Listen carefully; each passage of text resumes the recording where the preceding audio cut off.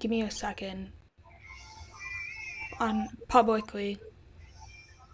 It's a public live now? I believe so. Let me see.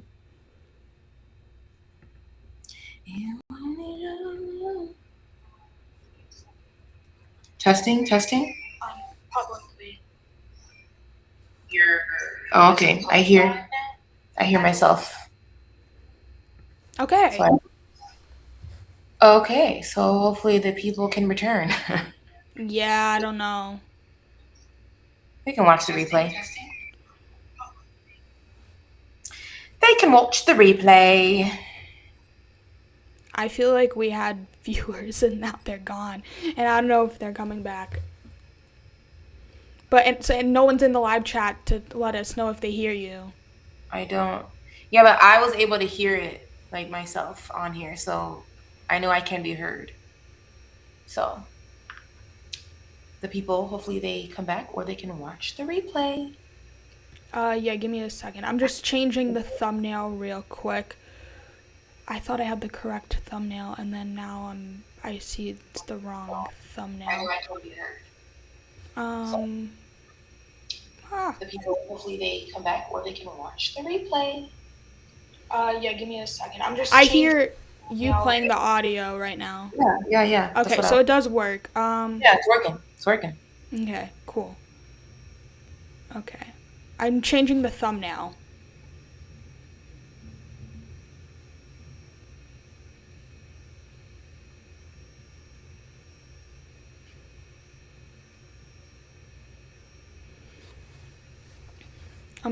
Can you let me share the link real quick and then hopefully we can get people back. Delete.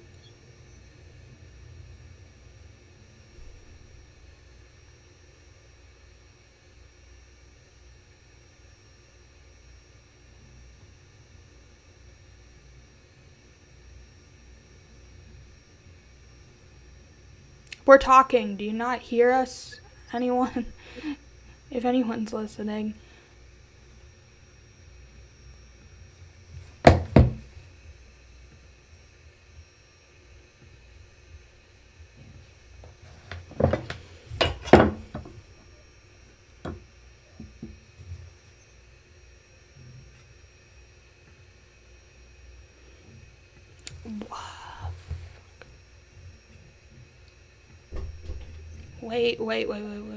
Wait.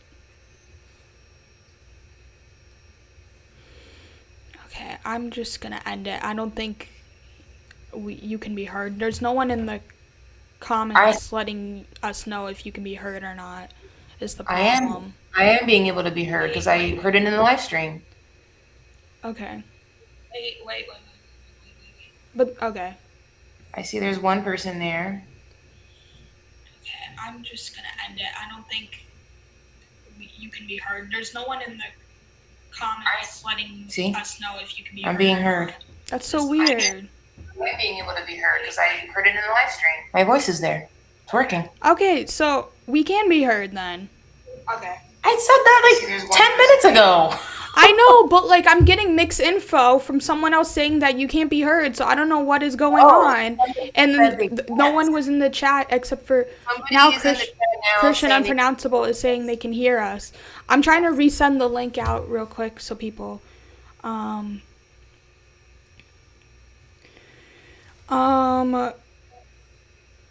okay, that was very annoying. I was getting misinfo that you can't be heard. So hello everyone. Hi, I'm Sam Redd. This is the first official Red Carpet Talk stream. We are talking Devil Wears Prada today and other 2026 chick flicks. But before we do so, I'm lucky enough to have Mel Berne here as a guest. She's been putting up with me through these technical, through tech audio issues. Mel, say hi. Hi! We're going through the rolling with the punches, letting the water slide off our back, and we're gonna do this stream. Let's go. Okay.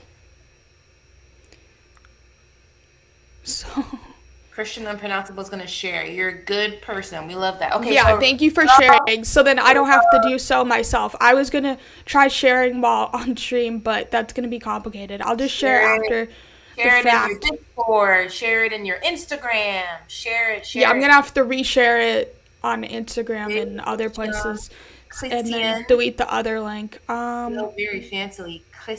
Delete. Christian. Okay, I want to hold my mic to feel fancy. So Get I'm going to into go and Devil Wears say, Prada 2. yes, Devil Wears Prada 2. I didn't like it. I appreciate the themes that it covered about layoffs and repackaging stuff, but I was bored, and I feel like her love interest was very dry. It was giving friend, it was giving brother sister. It was making me dry. I was like, there is no romantic or sexual chemistry at all. And then I feel like there were certain plot points that I feel like it could have gotten interesting, like with the Lucy Liu character, but then that didn't really go anywhere. And then I just felt like we are all here because this is a IP and a lot of people are going to come and watch this. And this is why we are on this set collecting our paychecks. That's what I felt like to me. The story felt very flimsy. I was looking at my watch. I couldn't wait to go home. And this is how I felt about The Devil Wears Prada 2. Sam, go. It's a movie where when it was announced, I was like, I don't know if the second one, the sequel, is gonna really be good at all. And then I don't even really remember if the first was that good of a movie. And then I rewatched the first one and I was like, wow, this is actually a smarter movie than I remembered it to be. And I actually think it's a really underrated screenplay. And sorry, I'm distracted with all the audio tech issues. Sorry, going back on track. Let's go. So I thought it was a very underrated screenplay, the original Devil Wears Prada. And I was like, there's no way the sequel is going to be as smart as this original movie was. And I don't think it was. I do think it is a weaker screenplay. However, like, there's other elements of a film besides, like, writing. So I appreciate the other elements, like costumes and acting and whatever else, that it did do well. So while I do think the writing is heavily flawed, I think that's only one aspect of a film. I know some people differ with my opinion of, like, if the writing is bad, then I'm not going to even bother watching this movie or any movie with bad writing, and they're like, the whole movie is bad. But, like, I think that's only one aspect to a film. So, yes, the screenplay is weaker, but overall I really enjoyed it, and I do think I had a fun time at the movies, honestly. Oh, I'm happy for you. Listen, I go in hoping to have a good time. Okay, I do. But I was just I was just kind of bored. I just felt it was really bland. I remember waiting for some kind of conflict to, like, come up so that, like, okay, now we're in the movie. It's really starting up for me. And it takes its time for something to happen. And I just can't forgive the slog that it felt for me. But I am seeing mixed opinions on this, so there is just different things going on for different people who are watching this. So I feel like I had other points to make earlier when you initially started talking about it, but I forgot, like, some of the stuff you said earlier because there was audio tech issues. So I'm trying to, like, remember some of the stuff I wanted to comment on. But I can't remember anymore. But hopefully. You were saying it talks about, like, the state of journalism and other stuff. I do think that aspect of the movie is interesting. There's a very superficial version of this movie that could have not commented on anything going on in current society. And I think the way they talked about the state of journalism. Sorry, go ahead. The state of journalism, but then also, like, honestly, the fact that there's people who are in power. Like, the original movie is about workplace dynamics and how your boss mate, your in about like the dynamic between like a worker and their boss, and it comments on workplace dynamics in a really smart, nuanced way, which is why I like the original screenplay so much. This one kind of subverted what the first movie was going on. The first movie, you have Miranda Priestley, who's this like, I guess, idolized figure that can't be touched, and no one could really like ever bring her down. And the second movie kind of subverts that by showing you actually the advertisers have more power than her, and actually the media, the the media companies that own print magazines, among other like assets, they have more power than Miranda does. And I thought that was an interesting like topic to explore. And I do think there's like an interesting commentary with Emily Blunt's character. I didn't even pick it up on first watch, but I was like reading that people were comparing her to like Jeff Bezos and his wife, and I thought that was a very compelling like thing to explore with those two characters. But it is a natural like evolution of her character.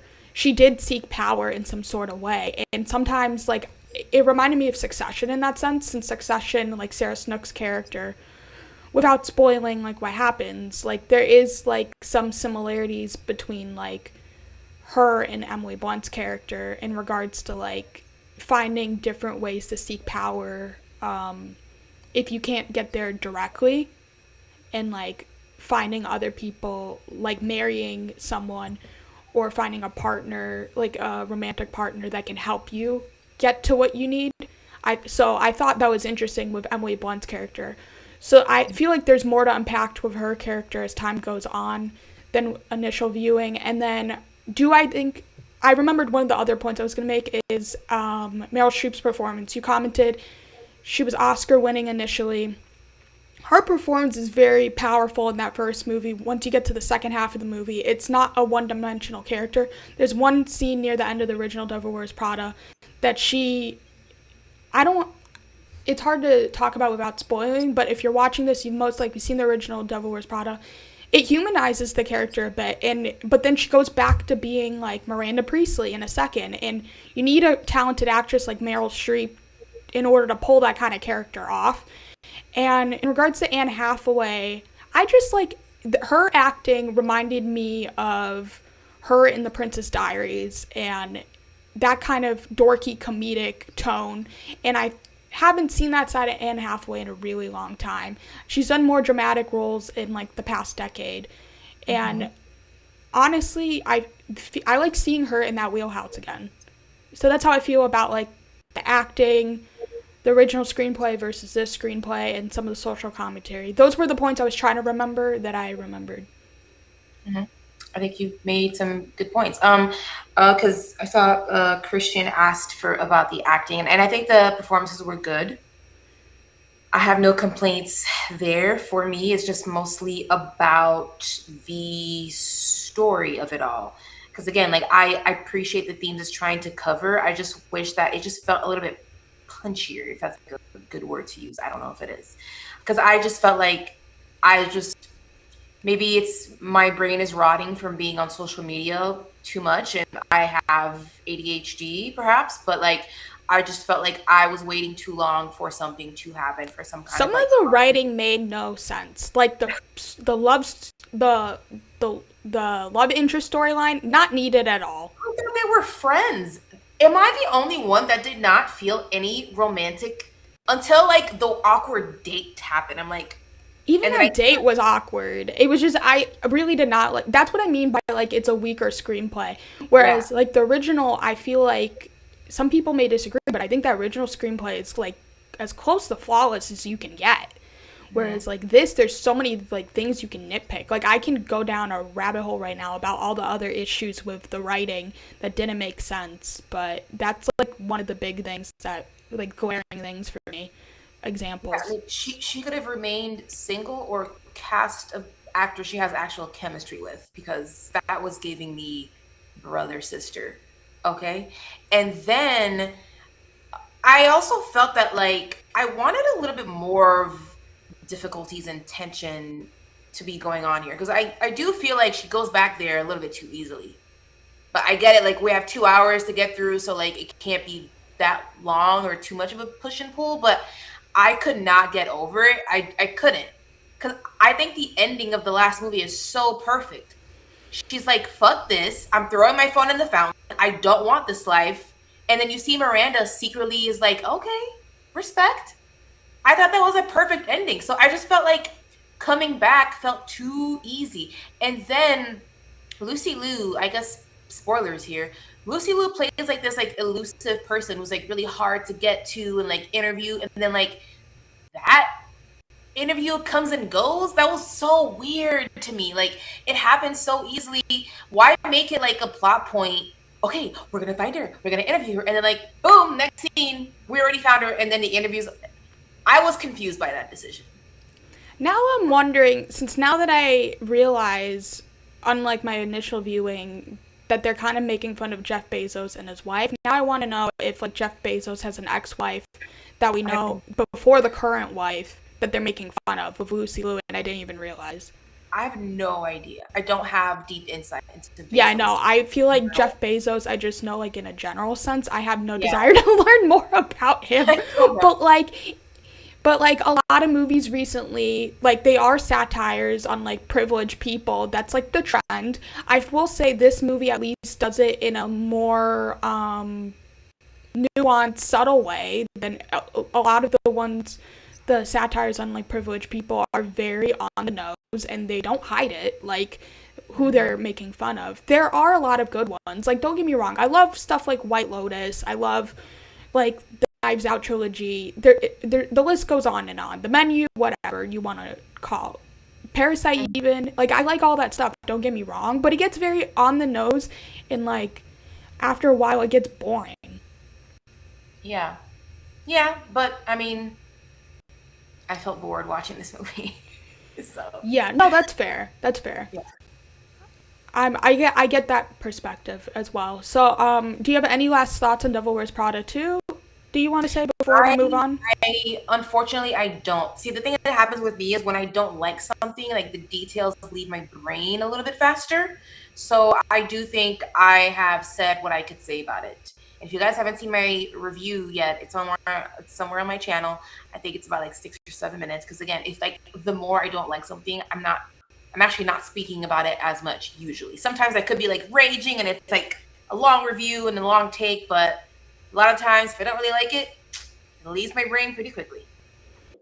Okay, so let's get into like some other 2026 movie releases. We're going to play a quick game where we decide, we're going to give it a thumbs up or thumbs down on whether you consider it a chick flick or not, and then give a thumbs up, thumbs down on whether you saw the movie and you liked it, or if it's a release that hasn't come out yet, it's something that interests you that you want to see at some point. Does that make sense? Let's do it. Okay, so the first movie on the list, People We Meet on Vacation. Chick flick, yes or no?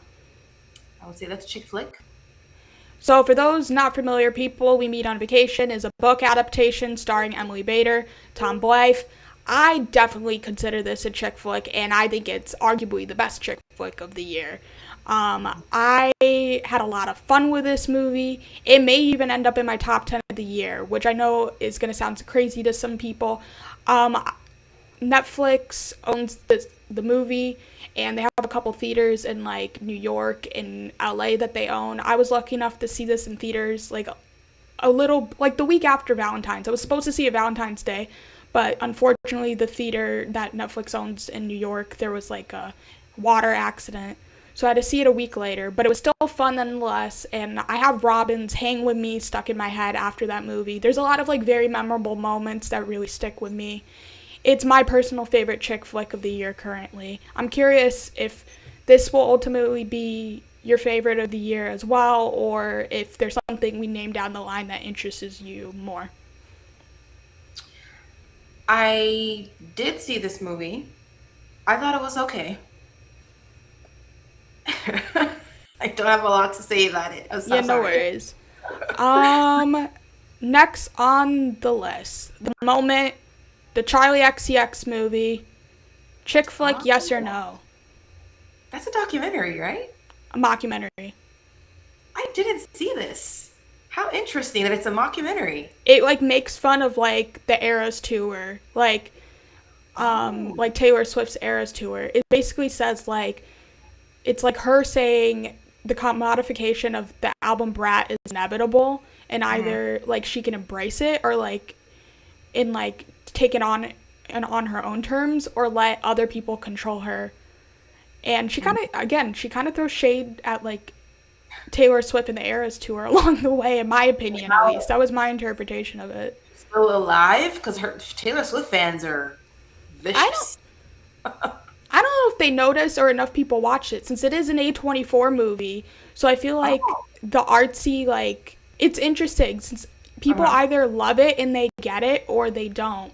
And some people are saying like the people who like it versus don't is a generational thing, but I do think there is some people who have managed to like it regardless of generation. So I don't know. It may I be hit or miss for you.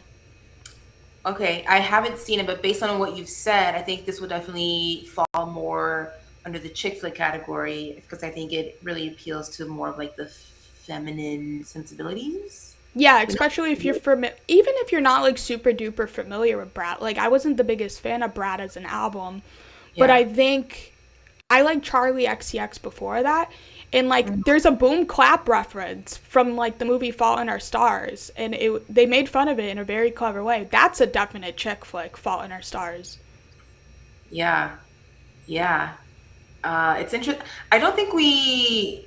How are you defining a chick flick? I think that's an interesting question. I know, that's why I said it's interesting. Yeah. That's why I was like, does the moment count as a chick flick or not? Because I do think the Charlie fans, I feel like it's rather than a chick flick, it's more a movie for like the people who know who Charlie XCX is. If you don't know who she is at all, I don't know if you will appreciate it as much. But if you know her a little bit at least, I think you. So it's hard of whether it's a chick flick or not. But we can move on to the next one unless you have any other points to say. I do not, since I haven't seen it, but I would say Okay. it's a chick flick from what you told me. Okay. Next on the list, Wuthering Heights. Chick flick. Chick flick, but I do see a world in which that could be an entry for some of the men to watch and maybe possibly enjoy only because it's not really a romance film, you guys. It is a tragic story. So it is about a disturbing, forbidden, toxic relationship where they never actually really get to be together. And um and I think while I didn't really like that movie, I do appreciate it visually. It is a visual feast because there's a lot going on with different montages and crazy outfits and different like crazy production design. So I can appreciate it as like a visual experience. As a movie, I don't think it's really consistent, but I think Emerald Fennell is proven to be very good at starting up conversations on her films. So unfortunately, I feel like I probably will always be on the lookout for like what she's doing next. It's like the trap of like M. Night Shyamalan. Like you know it's most likely not going to be good, but like you can't help but like be curious and like you want to know and see what he's gonna do next. It's like it's so weird how that happens. Well, You I know? definitely like Emerald Fennell as a director more than you do. She's Mhm. actually one of my favorite female directors, if not my favorite. And not just female, just like directors, period. But I think, in regards to Wuthering Heights, I feel like that and then Materialists, which came out last year, are kind of like more subversive romance movies. Like they're picking apart Materialist rom-coms, trying to be. they're picking apart romance movies and romance novels, and I think it's weird to call it a chick flick because if it is a chick flick, are you talking about only traditional romance movies and traditional rom-coms, or do subversive rom-coms and subversive romance movies count as chick flicks? I think they do, but they're on the cusp of like movies that could probably reach a broader audience when it comes to like a different gender beyond the Gotcha. feminine gender. Okay. Yeah. So, well, interesting. In the chat, we were asked, are Ever After and Shakespeare in Love? I feel like Ever After is like another Cinderella story. Cinderella has been done to death, similar to Wuthering Heights. And Shakespeare in Love, I would say, is an Oscar movie for sure. I don't seen it. think it's a chick flick as much as I would describe it as an Oscar bait movie. And there's so many like Oscar movies that romance is the center of it. Like If Beale Street Could Talk, I guess, is another example that comes to mind. I don't know why. Like, I would not describe that as a chick flick, but romance is like at the center of it. But I feel the same way about Shakespeare in Love. I wouldn't call it a chick flick per se. Ever After, though, is harder. I'm like, you could theoretically make the argument that almost every adaptation of Cinderella is a chick flick to some degree. Like, a Cinderella story with Hilary Duff is definitely a chick flick, but I don't know if like, Ugly Stepsister, I would describe as a chick flick at all. No, I don't. See, that's why like it's interesting defining chick flick. I don't think that's a chick flick. I would call that a body horror film, actually. Ugly Stepsister, yeah. Yeah. It's a great body horror. That's why I said you can't make the argument that every Cinderella adaptation is a chick flick, because that one definitely is not. Even though it is a very like female driven movie with a female director who I'm excited to see more from. Christian said chicks don't have a hold over romance. What does that mean? Did we say we have a hold over romance?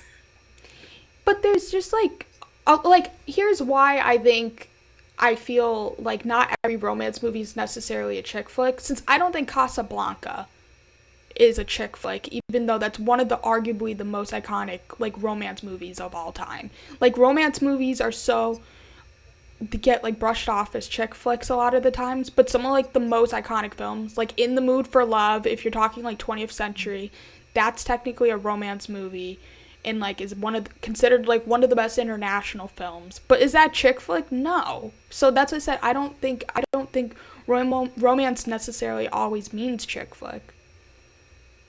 Absolutely correct. I think when I say like when we say chick flick, I think of something that's a bit like lighter, fluffier. Maybe it's funny. Definitely, the protagonist is a woman most of the time. I don't think all the time, but most of the time. And it's usually romantic.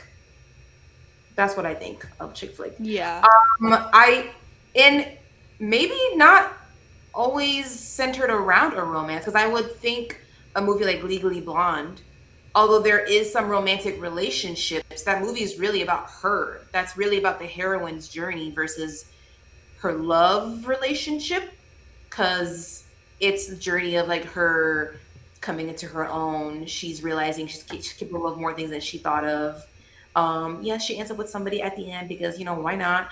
But it's really about how she needed to learn to have faith within herself. So it's not really centered around the romance, but I would consider that a chick flick movie because you have a female protagonist. Yeah. Well said. It's light and fluffy. It's funny, but there's also a lot of depth there. Like I've talked about Legally Blonde on another stream years ago, and I think I was getting like a little bit emotional towards the end because I just feel like that is a great movie. Yeah. Some of these next 2026 releases might count as chick flicks, but don't necessarily have romance in it per se. So, moving to the next two I'm going to lump together, even though technically they come out months apart. I want to mention both of them together because they're both Colleen Hoover adaptations. Reminders of Him and Verity. Reminders of Him, which came out this year, right? I didn't see that. Yes. Micah Monroe is in Reminders of Him with the guy from Him and I Know What You Did Last Summer. I didn't see I Know What You Did Last Summer, though. And then Tyreek Withers, I think is his name. And then that's his name. Verity is going to come out, I believe, in the fall with Anne Hathaway, Josh Hartnett, and Dakota Johnson. Both are Colleen Hoover adaptations. Yes. I'm interested in seeing Verity because it's leaning more thriller. And I'm a fan of all those actors, so I'm interested. I'm still here for the Josh Hartnett renaissance. I agree. I liked him in Trap a lot. I didn't like that movie, but I did like him in, he did an episode with, I think, Aaron Paul for Black Mirror. Yes, I love that. The last season. I was like, okay, Josh Hartnett. Okay, you back in the screen now. I like what I'm seeing. Because I was never one of those girls in high school that was really into him. But, like, I was telling my homegirls, like, he's coming back around this time. And now I'm like, oh, okay, sir. So I'm interested to see Verity. Is that a chick flick? I feel like Colleen Hoover is being set up to be the new Nicholas Sparks for a generation. Drama. I guess, yeah, kind of like the female version of Nicholas Sparks, because like she doesn't really write romances, y'all. They're love stories, but they don't end happily, so they're not romances. Yeah, but you could say the same about like Nicholas Sparks. Like a lot of his movies are tragedies as well, but like The Notebook is, you can make an argument, is like one of the most iconic chick flicks of the 2000s. Yes, absolutely. It's one of those generational chick flick movies. Last Song, sure. Walk to Remember. I can't remember the other ones at the top of my head. So he has a bunch. I watched all of them in theaters for the longest. Like, I've seen most of them, probably, honestly, the adaptations. I've seen a lot, but not all of them. I've seen a lot, though. I was going to say Letters to Juliet, but I don't think that's the name of the Amanda Seyfried Channing Tatum one. Dear John. No. Dear John is the name of it. Letters to Juliet is the other Seyfried movie. That was also a chick flick, though. Letters to Juliet. That's why I was mixing the two up. But Okay, so moving on from Colleen Hoover, I'm excited for Verity after Reminders of Him. I didn't like the other Colleen Hoover adaptations as much. Well, actually, no, I didn't hate Regretting You. I thought it was decent, but it could have been great, and it wasn't. And it ends with us. It ends with us. I was like, no. I was like, that was not a good movie. That is the only Colleen Hoover adaptation that I've seen so far. And at the time, the thing is, like, I'm ruled by being entertained and entertainment value, and I was entertained watching the movie. I am not saying, like, the themes that it covers is entertaining. I'm saying as a movie watching experience, I was, like, engrossed in the story. Regretting You, I was not interested in because it looked too sappy. And then I felt the same going into it, honestly. And then I surprisingly liked it more than Reminders. I mean, not Regretting You. Sorry. I thought you were talking about Reminders of Him. Sorry. Continue talking about Regretting You. Sorry. Regretting You, I didn't see that one because it looked too sappy for my taste. And then Reminders of Him, I didn't watch it. But I've heard a lot about it. Yeah, it's my favorite, Reminders of Him, since Micah Monroe is a scream queen and she's more known for horror, but I feel like she carries it for me. Maybe because I love her as an actress, but like I feel that's why I feel like the Anne Hathaway, Dakota Johnson, Josh Hartnett one. I feel like if you cast good actors, it might not be terrible. Like part of I think the issue with It Ends With Us is the Blake Lively of it all, honestly.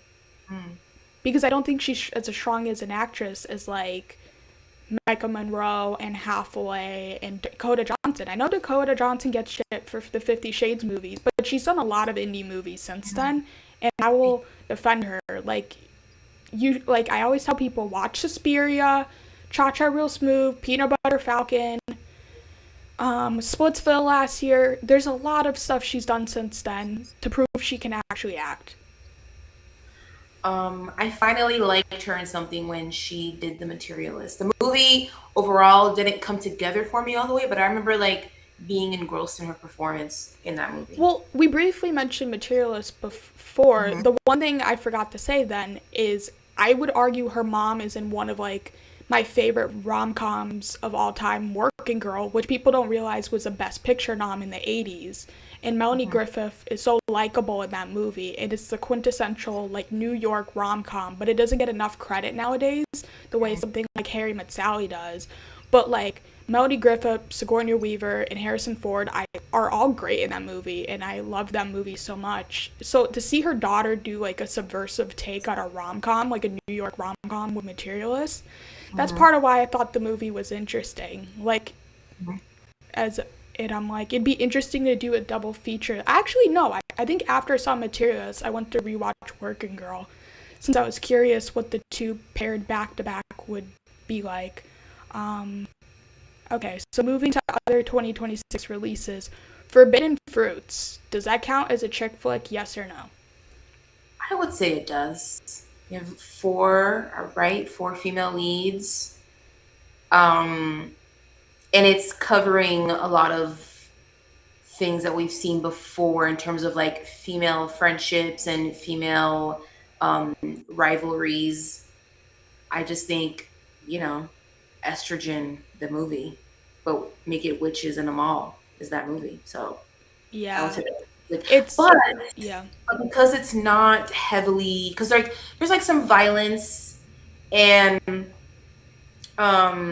it's not really centered around romances, that it's another one of those that's kind of like could be a little bit more broad in terms of like bringing in the male audience to watch it.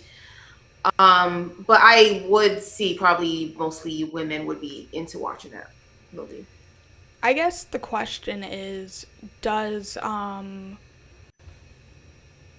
Craft count as a chick flick? Because I watched The Craft right before I watched Forbidden Fruits, since I had never seen it, and I was like, and I love The Craft after watching it now, and I don't think Forbidden Fruits is as solid of a movie as The Craft is. But I know other people who liked Forbidden Fruits more than I did, and I'm glad they did. And I know actually someone involved with the movie too, so I'm glad that people are digging it if they did check it out. But yeah, it really just depends. Like Mean Girls, I think, is one of the most iconic chick flicks of the 2000s, and there's elements of Mean Girls in this as well, besides The Craft. So yeah, it really just depends if you view that as a chick flick or not. Yeah.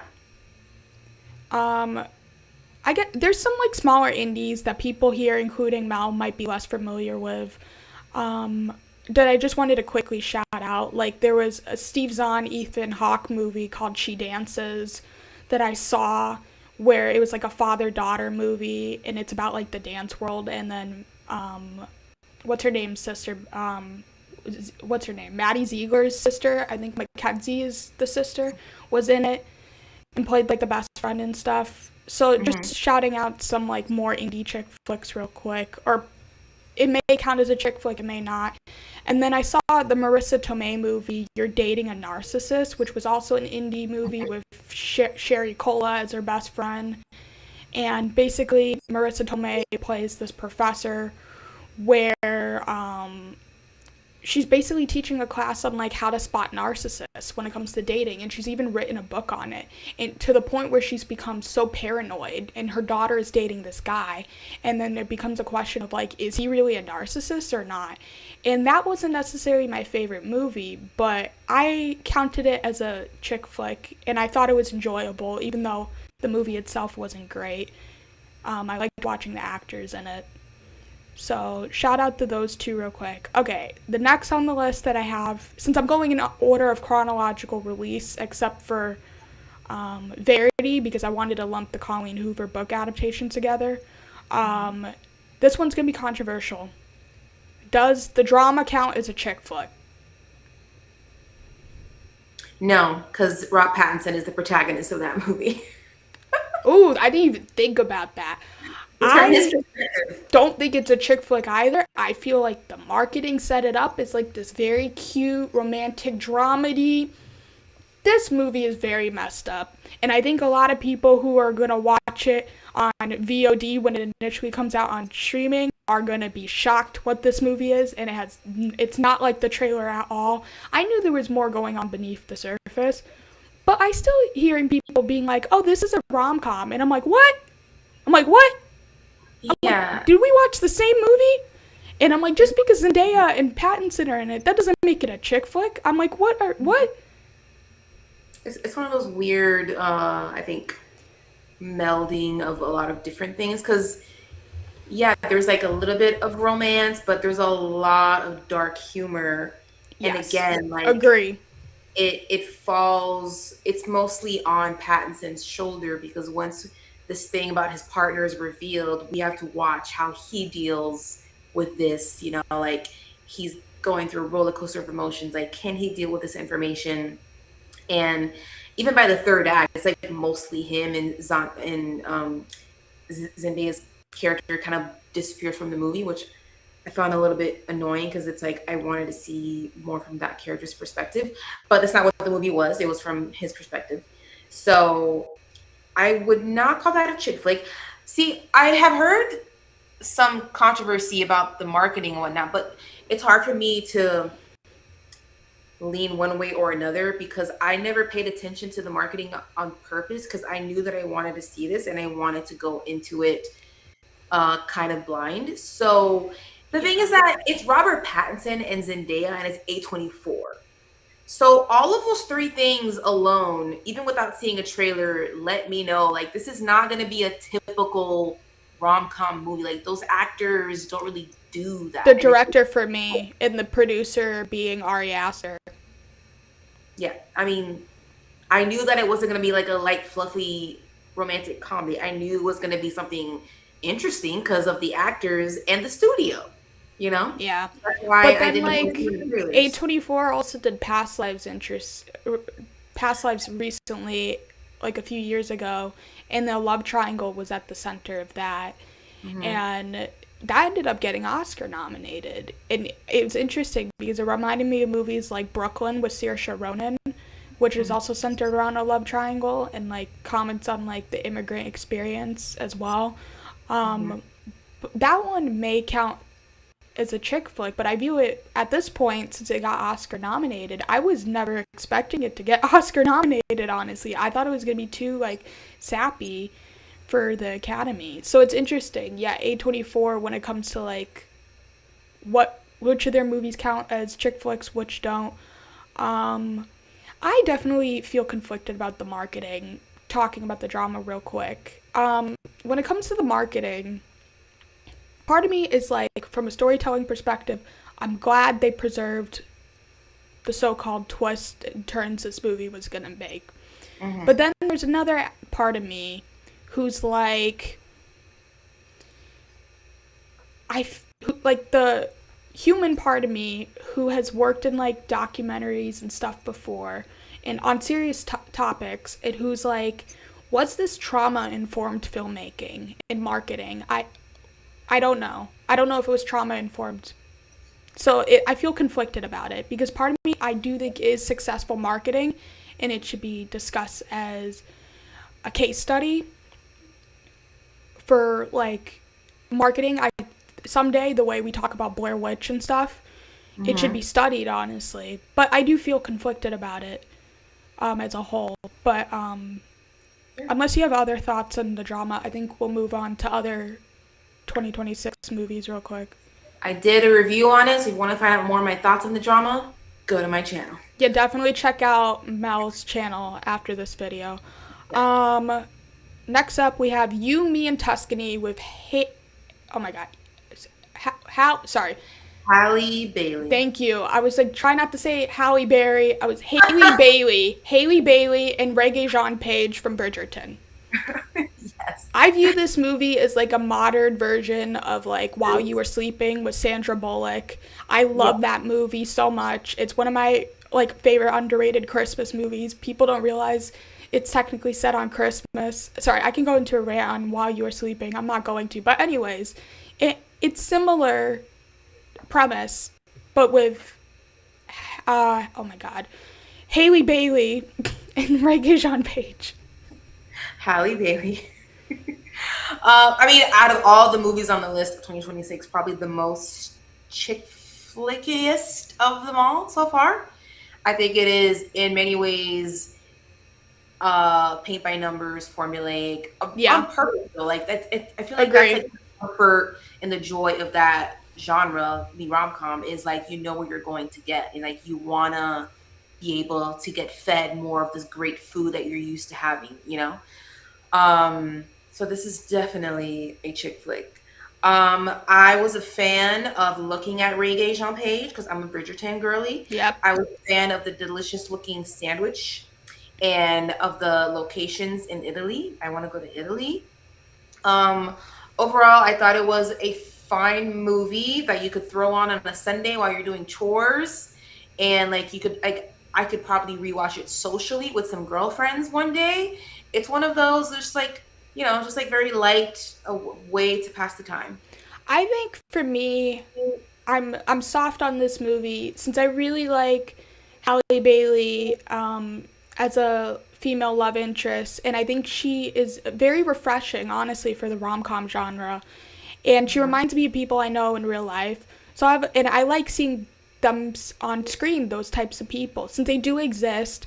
And I honestly don't think there's a lot of like diversity in the rom com genre sometimes, and I appreciate like stuff like this, or like I won't, or even like the only other like rom com in like the past like decade that I can think of with like brown or black protagonists that was like good was like oh my god, Someone Great with Gina Rodriguez and Lakeith. That's like my favorite Lakeith performance, and no one talks about it enough. And it's a Mhm. great breakup movie and like movie about female friendship. So I really like seeing Halle Bailey as a love interest in a lead. I thought she's very very likable, and I think you need that in a rom com a lot of the times. Yeah, I think I'm excited to see her growth if she chooses to continue to do some rom com movies She's because really an IRL Disney princess. Like when I didn't watch Little Mermaid, but then I watched this movie and I was like, I totally get it. I'm like, she's just like the way she carries herself is like crazy, and she's so stylish in this movie. Um, hmm you need that escapist element when you're watching a rom com. you do. Um, You do need to kind of like suspend your disbelief. so more movies. We're getting to the summer. Girls Like Girls. This is a movie that was a music video by the singer Haley Kiyoko that's being turned into a full length movie. It comes out during Pride Month. Her song is considered a lesbian anthem. So I do think this isn't like a super mainstream movie or mainstream song per se, but like the people in the community who know it kind of thing. And I was curious, I'm like, when I was going through the releases, whether this counts as a chick flick or not. It's a coming of age story hmm with two girls in high school, I think, when I saw the trailer. But it is a more indie release that's coming out in June that I Okay. wanted to shout out in case people are not aware it's coming out. Shout out. Um, and I'm debating if it counts as a chick flick or not. And then another indie release that I forgot to mention is Finding Emily with, I think, Andre Reese is her name. Rice, sorry, not Reese. Andre Reese. She's Australian. Y'all know her from Nice Guys as the daughter. She's Betty in the Spider-Man Tom Holland movies. She's very funny in those movies, especially with Ned. And she was also in Mean Girls, the musical. And she's apparently going to be in a rom-com this summer that may hmm count as a chick flick. The next big release that I'm like curious, I'm like, is this a chick flick? Yes or no? Supergirl. No. Yeah, I'm with you on that. I don't think it counts either. It's a female-driven movie. Superhero I movie. think Craig Gillespie is one of the best directors when it comes to complex female characters, as seen with like I, Tanya, and like Pam and Tommy. The TV show was better than it had any right to be. Even Cruella wasn't terrible. Like I thought it was like a decent movie. Like it could have been awful, but because you have like Emma Stone in it and Craig Gillespie directing it, it's not a bad movie. But like I wouldn't call this a chick flick, even though I do think he's one of the least male gazy directors currently out there right now. hmm Yeah, no, I would not consider Supergirl a chick flick. It is a superhero film that happens to have a woman as the lead in the movie. Okay, next on the list we have. Oh, sorry. I made a mistake. Oops. Okay. We're good. We're back. No, I think they could still hear you. No, they can still hear you. It was the frame of your frame that I moved by accident. The audio should be fine. If the audio is bad in the comments, someone tell us immediately. But the audio should be fine. Okay, sorry. We'll quickly go through the rest. Okay, so Olivia Wilde has 2 movies coming out this summer. One of them, she's directing herself. This is her first movie she's done since Don't Worry, Darling. And her directorial debut was Booksmart. This movie is called The Invite. It has Seth Rogen, Olivia Wilde, Penelope Cruz, Edward Norton. And I guess Edward Norton and Penelope Cruz are like a sexy couple. And basically, they seem interested in like doing something with Seth Rogen and Olivia Wilde's character. That's basically the premise set up in the trailer. From my understanding, there's more going on than meets the eye with that trailer, at least, from what I've heard. Yeah, but even then, I feel like there's more going on with the movie besides the swinging that I don't know quite yet, since I'm trying to avoid spoilers, but it was a big hit at Sundance. And then the other Olivia Wilde movie is I Want Your Sex, which is a Greg Araki movie. He's known as... Oh, can't hear Mel. Oh, no. Okay, let me redo it. I know the setting real quick.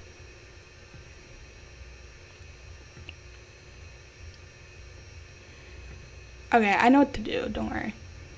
We're going to be back to fixing you. Okay, you're fixed. You should be... Sure? People should... Yes. I know the setting that I fixed earlier. You hear me now. People should be able to hear you again in like 20 seconds. Don't worry. How about now? Christian, unpronounceable. I accidentally pressed the undo button, so I knew immediately what to fix when I did the undo button. In like a minute, we should hear a comment where people should be able to hear you now. Yeah. Yes. See? Yes. I told you. I know the setting now. In the future, I'm going to know this setting, so this never happens again. So I Want Your Sex is the movie. Greg Araki, he's an important movie in regards to like queer directors, but the general public, I feel like he's not necessarily mainstream. He has a new movie coming out that I think was also at Sundance with Olivia Wilde as a dom, Cooper Hoffman is her sub, and Charlie XCX is his girlfriend. And I'm like wondering if these movies count as chick flicks or not. I know where I'm leaning, but after hearing the description, what do you think? What exactly is the premise? Really quick? The premise of that one. Of I Want Your Sex? I don't know beyond just Olivia Wilde's a dom. Cooper Hoffman's her sub, and then Charlie XCX is his girlfriend. That's all I know. I'm going to go ahead and guess it's not a chick flick. Yeah, I think that in The Invite or not as well. I agree. I feel like they're more like festival movies. I don't think Greg Araki has done chick flicks. Yeah, I agree. His movies are more provocative, and then Olivia Wilde, I don't know if she's doing a necessarily conventional swinger movie either. I feel like there's more than meets the eye going on with that, so... No, it's not a chick flick. I agree. Okay, so next on the list, Moana live-action remake. Chick flick, yes or no? Yeah. Oh, interesting. Okay. What's your argument for this? I'm curious. I think it's another one of those, reminds me of Legally Blonde, where you do have female protagonists. Doesn't also necessarily need to have a romance at the center, but it's about like the heroine's journey. And it is more on like the lighter, fluffier side. And when I say like fluffy, I just mean that like it's not like it doesn't have like punchy action or like violence, but it's just kind of dealing with some of like more of the internal things that she has to like find her own way and being, yeah, just like carving her own path, going on her own adventure. And we are following a female protagonist. Interesting arguments for why that's a chick flick. I get what you're saying of like it is kind of fluffy. Moana 2 made $1 billion and I didn't even see it. So obviously it's like a crowd pleaser type movie. So I get what you're saying in that sense. My thing though is like, well, I guess that's where it goes of like, do 4-quadrant movies count as chick flicks? Like, does Inside Out 2 and Inside Out count as chick flicks? I don't think so, just because like Riley isn't, she's like the main character, but not really. Like it's all about the emotions. Like that's they true. kind of are the stars of the show. So I wouldn't say that it's a chick flick because we're kind of like. But I did like the reason I also thought of that is like I did go to the theater with my female friends to see it, like adult female friends, and it was like, and I feel like that was the case for other people too, and possibly with Moana as well. So that's some great points you're making of why Moana might count as a chick flick. Moana, yeah, I'm not the biggest fan of Moana per se, but I know, I do like Aluli Cravalho, and I'm always rooting for her, even though she's not in this live action remake. And I don't hate the songs. I don't know if I'm gonna see this honestly, but this might end up being the most, if by your definition this is a chick flick, and this might be the most successful chick flick of the year. Yeah, I mean, I won't be surprised if it makes $1 billion, to be honest. Yeah, like Lilo and Stitch made $1 billion. Most of the highest grossing movies of last year were family films. Like, not even, like, Avatar was, like, one of the only ones in the top 10 that wasn't a family film. So next on the list, Gail Daughtry and the Celebrity Sex Pass. I'm going to be honest, I don't know much, except for Zoe Deutch is in this movie. Deutsch, who's, what's her name, from Back to the Future's daughter. Someone in the comments can tell me who the actress is that I'm blanking on. I'm forgetting her name. Isn't it Leah Thompson? Yeah, I was going to say Leah Thompson, but I was like, that's wrong, and my brain was failing to remember for no reason. Zoe Deutch is in it, and I think John Hamm is playing himself. I don't know much beyond that, but it seems... I just want to ask the chat really quick, sorry, going back to Moana. Does the chat think Moana is a chick flick? Because I'm curious now. Okay, go ahead. Yeah, me too. I want to see what the chat says as well. While we wait for answers, going back to Gail Daughtry and the Celebrity Sex Pass, I think Zoe Deutch has made chick flicks before. Like the one she did with Glenn Powell for Netflix. Chick flick. People love that movie. Wait, what movie? Yeah, Set It Up. Thank you. People love that movie. The Christmas rom-com she did with Shay Mitchell. That's one of the most unbelievable things, is someone being like, I don't want to marry Shay Mitchell. I want to marry Zoe Deutch instead. I forgot the name of that, but that's crazy to me. And then, I love Zoe Deutch, don't get me wrong. Yes. But, like, she's done a few chick flicks, and I love her. I love watching her. So, I don't know. It sounds like she's, like, trying to meet John Hamm, and so I guess this might be a chick flick. It's like she's trying to date? Yeah. Okay, Mike said no, Moana seems like just a kid's movie. Interesting. The next movie that I also found out about at CinemaCon, similar to Gail Daughtry and the Celebrity Sex Pass, is One Night Only with Monica Barbaro and Callum Turner. I finally saw this trailer right before Devil Wears Prada 2. I'm curious if you've seen the trailer yet or not. No, but I saw a poster. I did not see the trailer. I don't often watch trailers, something about me. Sometimes I do like quick little clips, but I'm not always interested to watch trailers. From the poster alone, I'm going to guess that it is a chick flick. I think it is a chick flick. I saw the trailer, and within like 1 second, I'm like, I'm in. I'm like, both of these people, I'm like, you got two good-looking people. The premise is there's only one night a year where you're allowed to have sex if you're not married. Is it a hall pass movie? No, not hall pass. It's just, well, I guess it is. Well, they're not married, but they're just Yeah, single but people trying to find love, and there's one night a year. yeah. But yeah, it looks interesting. It was Are weird they because out of cool? CinemaCon, I heard people being like, I don't know how to feel about this. And I'm like, if that's the same trailer at CinemaCon that I saw, I don't know what they're talking about. I was like locked in immediately. I'm like, that's it. I'm like, I'm in. Are strangers who agree to meet once a year? Is that what it is? Not once a year. It's just like there's one day a year where anyone who's single can just sleep with anyone they want, and everyone's trying to find love on that night and hook up with someone, and chaos ensues. That's basically, yeah. Kinda People like are calling it the purge, but for the love version premarital of the purge. sex. That's what it makes it sound like. That is the purge, but with no violence. It's Yeah. more like it's you can bang, but you can't kill. Okay. Yep. Everyone's calling it the purge, but hookup The love edition. version of the purge. Okay. So yeah, that movie, and then we have like 4 more movies, so I'm gonna go through them real quick. Yes. Sense and Sensibility, with I think Daisy Edgar Jones is the lead in this version of the Jane Austen adaptation. I don't think a trailer has been out yet. No. I mean, I feel like most Jane Austen films, chick flicks. I agree. Like, yep. Yep. It's for the girls. I feel like Wuthering Heights would have been the same if it was a traditional adaptation, but because it's subversive, that's where the question comes, if it's a chick flick or not. Mm-hmm. If this is a straight-up traditional adaptation of Jane Austen, yeah, I'm with you. I like Daisy Edgar Jones a lot. Okay. Practical Magic 2.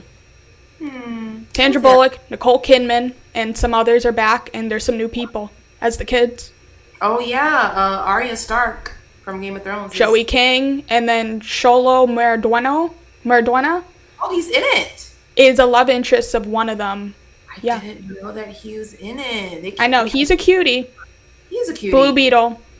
Mm-hmm. Yes, they kept that casting secret for the kids. Is that a chick flick? I feel like I want to say yes, but it's something that I could see as another example, again, to repeat myself, as like an entry to the other genders beyond female that can enjoy it, because that first movie, yes, you have 2 female protagonists, but there's like, it's about like witches and magic, and there's some violence, there's some abuse going on, because there's like a relationship abuse. There's like murder, there's a cop in that first one. So I think if they're gonna bring back some of those elements, because I feel like a lot of times we're just wash, rinse, repeat with these legacy sequels. That one I could see is chick flick, but it's leaning more towards like we can also like invite some of the it's darker like The Craft, but not as dark as The Craft. But it is a feel-good movie. I would argue the original one isn't even that good of a movie. It's more just a really good feel-good movie. Well, I mean, it's more of a feel-good vibe than it is a good movie, honestly. Like, I love Sandra Bullock. I was talking about while you were sleeping earlier. She's one of the most like likable, charismatic, like female leading ladies of all time, whether it comes to While You Were Sleeping, Miss Congeniality, and then there's like smaller ones people don't talk about as much, like Love Potion Number 9 or like Forces of Nature. I think it's her. Yes, like she's just very likable. Yeah. The Proposal. How can I forget The Proposal? I love The Proposal, and then like Miss Congeniality is definitely my number 1. I love Miss Congeniality so much. Me too. I think it's a smarter movie than people give it credit for. And I think the dance sequence at the end is like one of the best musical sequences in film ever. Like, I will die on that hill. Great character development, but also there's like suspense going on. And it's also just a fun moment as well. But that's why it's like my favorite Sandra Bullock performance. But yeah, I've been telling people the bar is so low for me for Practical Magic 2, since I don't even think the first one's that good of a movie. But so it just has to clear that bar and be a fun movie and just be better than the original. And I think I like it, most likely. It has to be truly awful and not fun for me to hate it. The director choice is promising, since I think Susanna Bier is her name. Someone could correct me in the chat. What? The one doing it? She's the one doing it. She directed this international film with Mads Mikkelsen called After the Wedding, which is super underrated. But also, Sandra Bullock and her did the Bird Box movie together. And I don't hate the Bird Box movie. I know people view it as Temu, A Quiet Place, but I actually am in the minority who prefers it over A Quiet Place. Whoa! I like A Quiet Place Day One the most of the 3 movies with Lupita. That's a solid performance. Hot takes, baby. I do like, again, I like the Lupita Quiet Place movie. That's my favorite of the 3. But the first Quiet Place, I don't like as much as other people. But, so, yeah. It seems like Sandra Bullock is comfortable working with this director. We'll see how it turns out. We'll see. Oh, I will say one last thing about Practical Magic I forgot to say. The one thing that turned me off in the trailer is the fact that the slowed down version of the Lime and the Coconut song, that was too much. Like, people always make fun of, like, how every damn trailer now has, like, a slowed down version of a song. And the fact that they did that song was just so unironically comedic. It was just, like, I mean, yeah. I didn't know that song was in there. But it's in the first movie, right? So yeah, I think they sing it, like... Yeah. There's, like, a fun scene with them singing it. So it's a reference, and that's why they did the slow-down version, but it was just so funny. And, like, you've got the lime and the coconut. It was just very weird. It was just very weird. I was just like, this is weird. But, yeah, we'll see. Again, the bar is so low. Okay. 2 more movies. Focker-in-Law with Ariana Grande as the new addition to the cast. I don't think I've seen any of these Neither movies. have I. But I hear so many people saying, you know what, I might actually check this out because of Ariana Grande. Yeah, I mean, I think she came on as an explosion on the acting scene for a lot of people, as like a comedic actress who's pretty good. So I am curious to see how she does in that. Because I think she's talented. For sure. I think it's probably a comedy, though, right? Not... Yeah. But I will say, even though it is a comedy, there are going to be people who go simply for Ariana Grande. Oh, 100%. I mean, that's probably part of why I'd be interested, because I haven't seen the other ones. But exactly. Because I'm impressed by her comedic abilities in the Wicked films, I'd be interested to see what else she can do when she's on, like, another set and, like, other performers around her. Curious. I also think another thing as well is that I care about only, that I don't think anyone else cares about, is the fact that there's a Booksmart reunion in this movie. I saw it when I watched the trailer, and I saw Beanie Feldstein, Skylar, who's also in Booksmart, and he played Jimmy Olsen, and he's playing Ariana's love interest in this. And then there was another guy who has like longer hair, and he plays a stoner in Booksmart. And I was like, oh my god, all 3 of these people in like one scene. Like, there was like a dinner table scene, and I was just like, this is crazy. I was like, that enough time has passed since Booksmart came out like 2019, so it's been like 5 years. I'm like, this is so weird that like it's like a mini reunion. It was very weird. I remember enjoying that movie. Yeah, that's a very me-coded movie. It's in my top 5. Okay, next and final movie on the list. Narnia, The Magician's Nephew. Greta Gerwig is directing this. There's a lot of questions because Greta Gerwig is directing this, and this is her next movie after Barbie and after Little Women and what was the other Greta Gerwig movie? I guess you could technically count Frances Ha. No, besides... Oh, Lady Bird. She did Barbie, Little Woman, and then Lady Bird was her first. And then Frances Ha, She didn't direct it, but she is credited as a co-writer for that. So. Well, I think I've. Oh, someone said it just got delayed to next year, so never mind. It's not a 2026 movie. But do we count it as a chick flick? That's just like a fantasy film. I don't think it's a chick. Yeah, like a 4-quadrant fantasy film. Yeah. But yeah. Greta Gerwig has like become one of the girls that like people love her. Like is the thing, and it's like female-driven movies. Named, I think, all or most of her work, and I've liked everything she's done. So. Yeah, me too. I like. I don't even. It's so tough because it's like if you include Frances Ha in the mix, even though she is a writer, it's like it becomes so tough being like which is my favorite of those 4, honestly. Yeah, I don't even know. I'm like maybe Lady Bird or Frances Ha might be my favorite, but even then, like all of her movies are so good. Yeah, I liked everything she's done so far. I don't know about.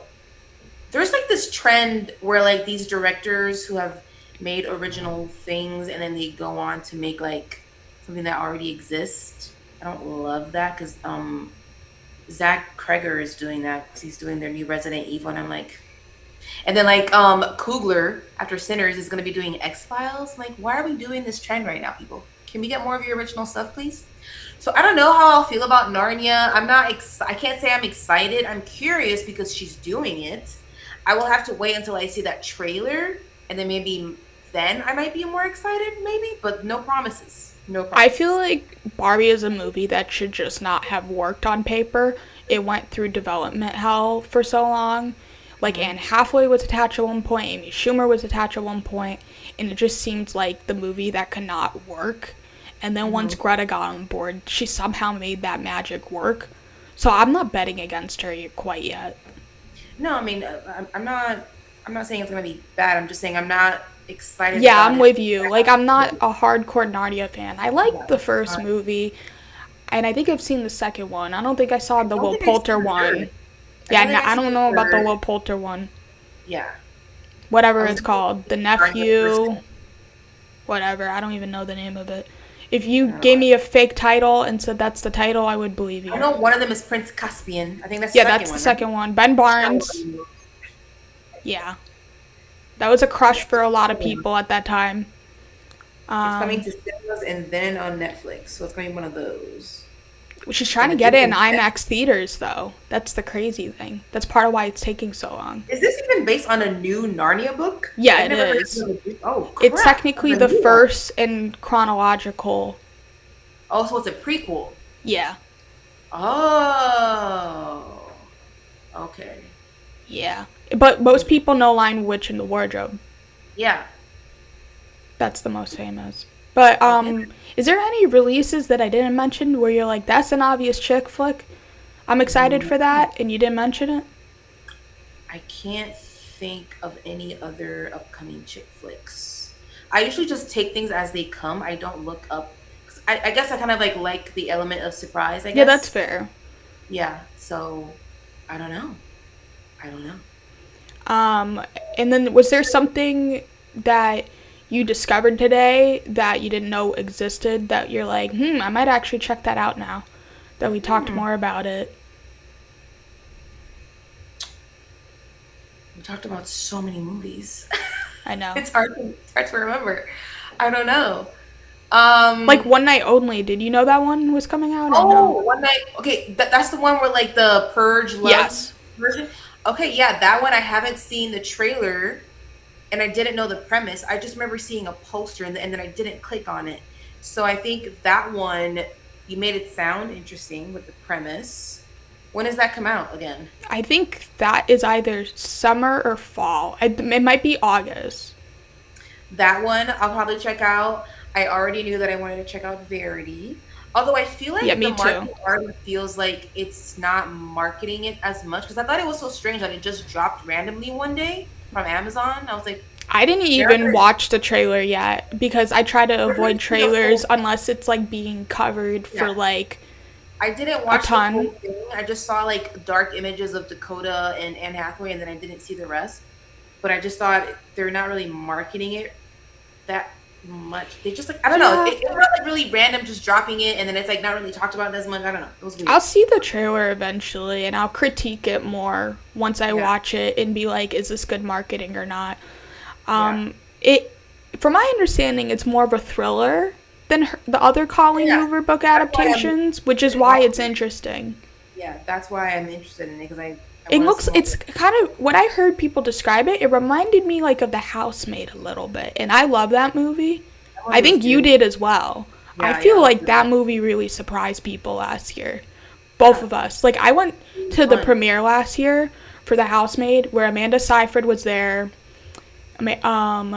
Sydney Sweeney, Brendan Sconnar, and then so much of the cast and crew was there. Like, I literally saw almost everyone, even like the little daughter. Like, I ran into I was in the bathroom with her, and like there was someone who I met at the event, and she was like telling the little girl, like, you did really good in the movie. It was like crazy. Like, and it was also Amanda Seyfried's birthday that day, which was really cool. And I just remember totally being like, I don't know if this is going to be a good movie, but I want to see it so I can like do a little review on it. And then when I watched it, I was like, oh my god, this is like as good as like A Simple Favor. So good. I was not bored from beginning to end. And it was such a nice surprise, since A Simple Favor came out with a sequel last year, another Simple Favor, that went straight to streaming. I saw it before it went straight to streaming in a theater during like an early screening, but that movie was not as good as the first. So I was like, I don't know about The Housemaid. So I'm nervous how The Housemaid 2 is going to turn out when it does come out next year or whenever. I know. We'll see how that goes. For sure. Kristen Dunst got added to the cast. I don't know if you saw that. I know. I did see that. I did. She's having a resurgence too in her career, I feel like. So. Yeah, she's attached to that and the Minecraft sequel.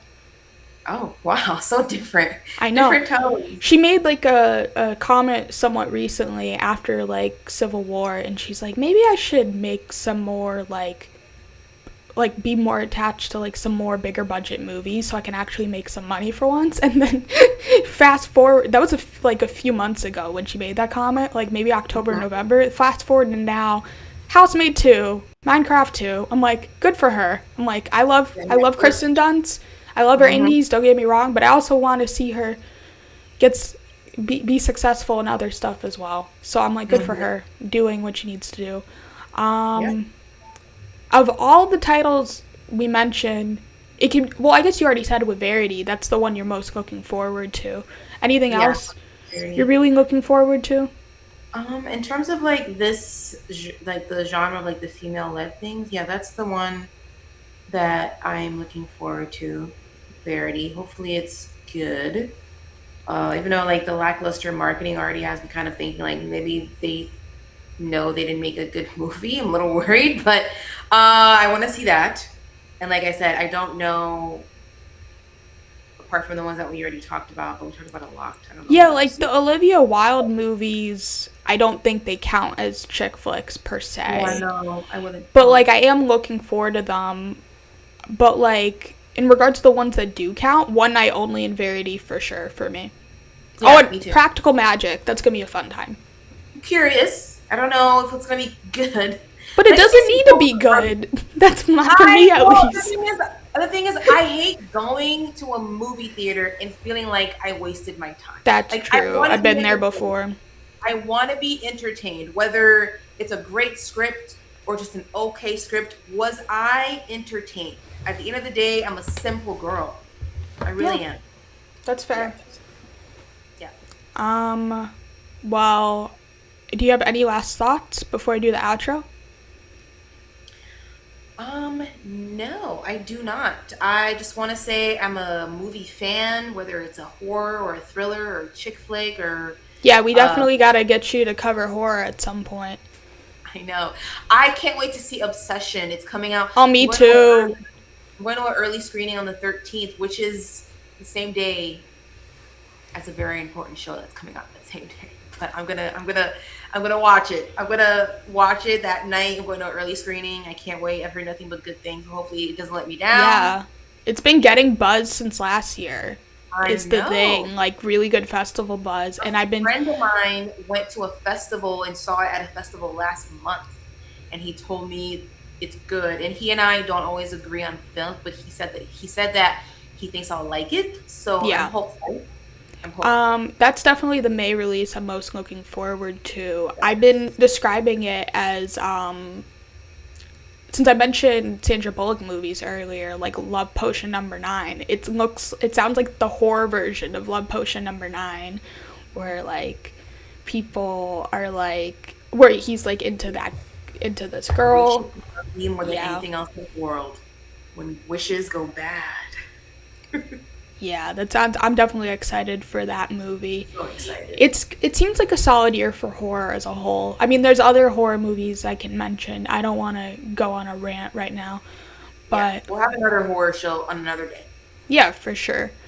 Mm-hmm. So I hope everybody had fun listening to Mel and I discuss Devil Wears Prada 2 and other 2026 chick flicks. I know there was audio issues at the beginning. Thank you for everyone who is watching despite the audio issues. It's much appreciated.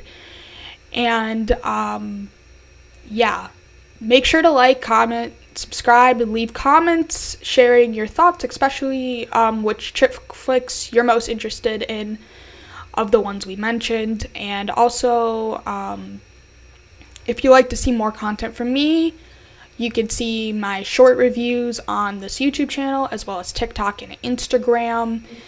My out-of-theater reactions that I do are around like a minute, so way shorter than this live stream.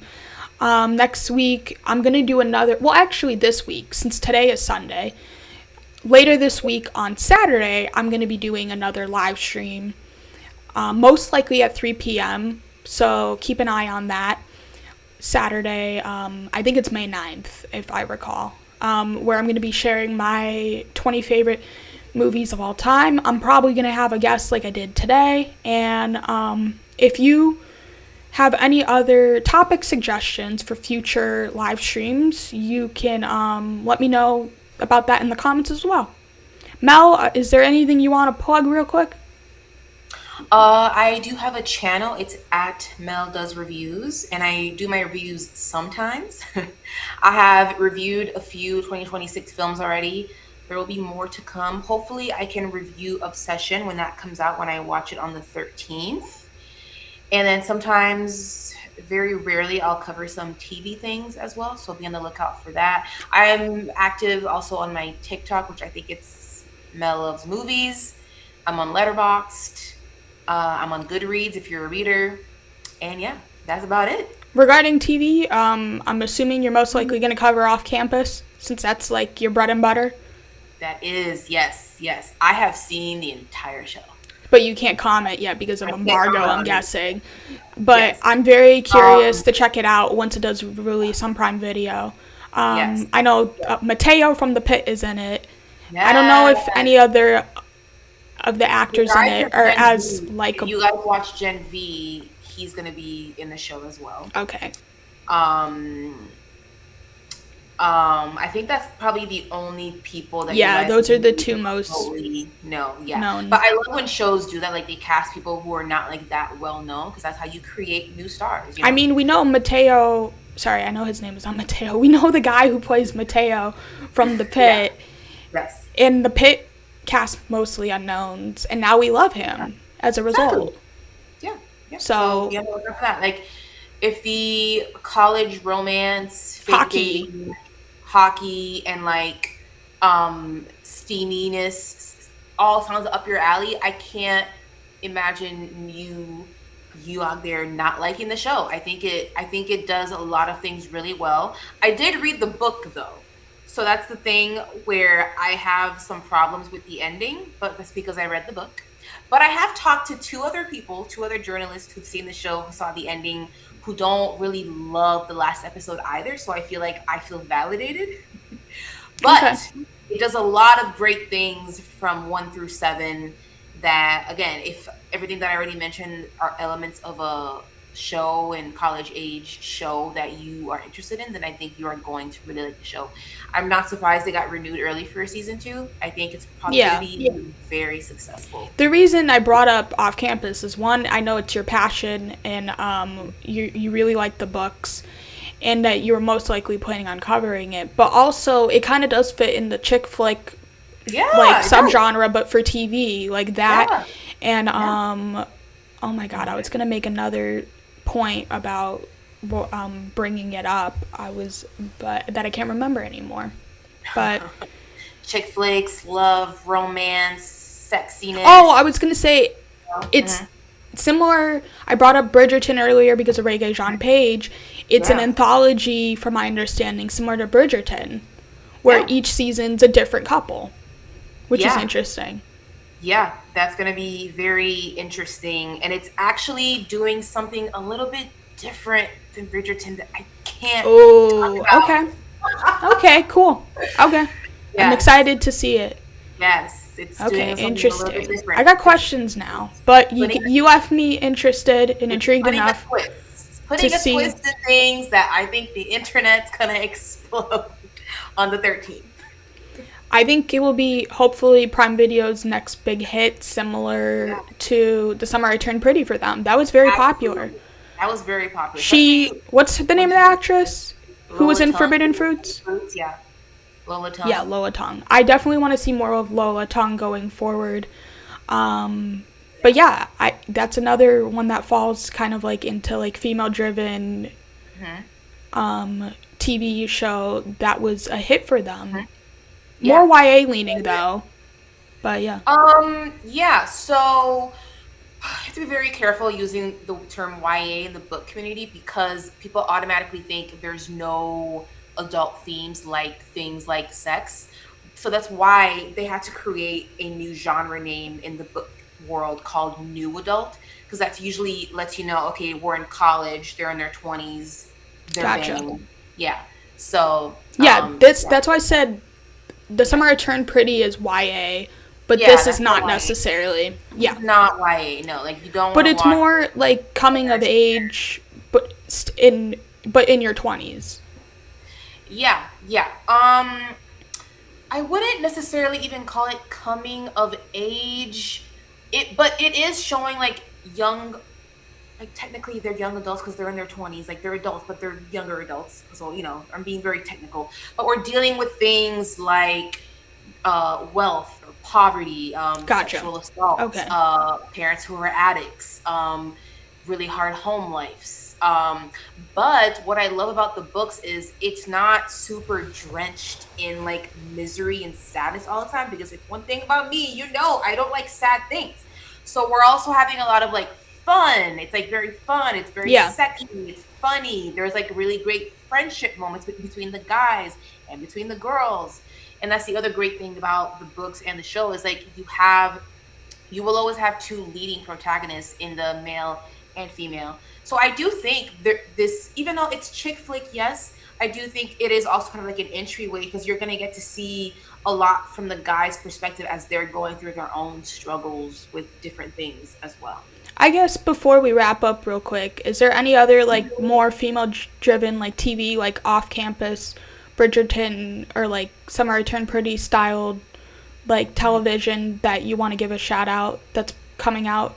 Or that's the only one that you're aware of? That's really the only one that I've had on my field of view for so long now that I can think of. Off campus, I know that Overcompensating is coming back as well. I think it's coming back. Interesting. Okay. But that's another Prime show that I watched. Yeah, I heard it was good. I just need to check it out. That one is leaning more towards. That one's following a gay man in college, and he's closeted. So he's dealing with that, but it's a comedy, so it's not like because I feel like a lot of times coming out stories are leaning more towards like sadness, but this one's more like it's like funny. Gotcha. It's an interesting, This has been a fun convo. I know it took us a while to get the ball rolling, but I feel like once we got it rolling, I know there was a lot of titles to go through. I know you're probably exhausted after going through all the titles. But I definitely appreciate your input on everything and putting up with all the tech issues. Thank you so much for being here, Mel.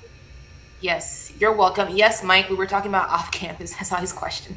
I always love talking to you since you always have different perspective than me. Sometimes we agree on stuff like Marty Supreme, but then there's other stuff like where we're not always eye to eye on. But like again, we're at least eye to eye on Marty Supreme and stuff. Yes. The stuff that really matters. We're on an island. We're on an island about that ping pong movie. But yeah, it was always a fun conversation, and yeah, I'm looking forward to the next stream. That'll be a horror stream, probably. Yeah. Bye, everyone. Bye. Thank you so much.